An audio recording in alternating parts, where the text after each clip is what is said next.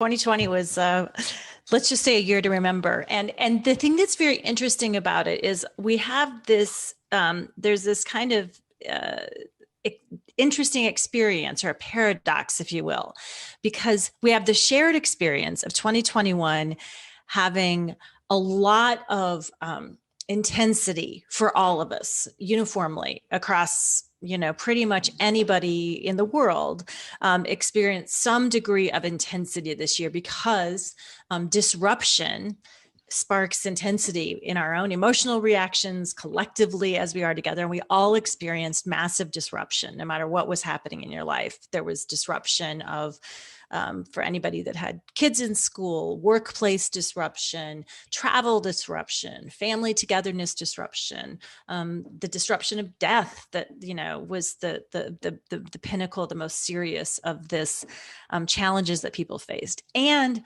so we have that shared experience of kind of the intensity, but we all have very unique experiences that weren't shared individually, as the way that that disruption impacted or didn't impact us. And so we have, oh my gosh, 2020 was this, crazy shared experience, but also the way that impacted me may be very different than the way it impacted you individually, or in your family, or in your particular community.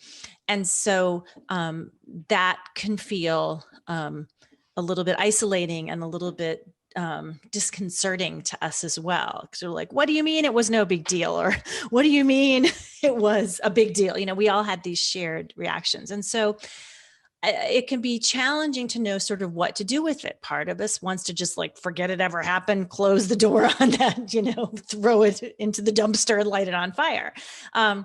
Other people want to focus on it completely and say, no, we have to learn from this. And what did we do wrong? And who do we blame? And how do we, figure this out so we don't experience it again? And I think an interesting way for us to, as you beautifully said, to be able to take what happened this year and integrate it into something that feels like we get to grow and move forward. And, it's part of us, it's part of what happened to us, in a way that feels like there's some value in it.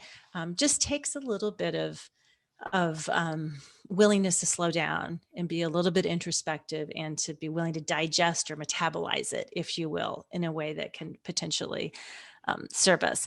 I think one of the things that I've been sharing a lot when I've been talking and doing work at corporations and organizations this year about how to stay steady in uncertain times, which is something that we were challenged all to do in 2020, is to notice that a lot of us had this mantra subconsciously going in our heads. I just wanted to go back to normal. I just wanted to go back to normal. I just wanted to go back to normal. And I think an opportunity for growth as humans in this time is to, instead of just to default to have that record playing, I want to go back to normal. It's like, what part of normal do we want to return to? And do we really just want things to go back to the way they were before? Because that's not going to happen, first of all. And secondly, it's not always really the best thing. But Are there parts of our life that we would like to make sure that we cultivate and curate and be intentional about returning to? And are there parts that we can say, oh, this disruption showed me that even though I've always done it that way, it's not the only way, or it's not the best way, or I have these new skills?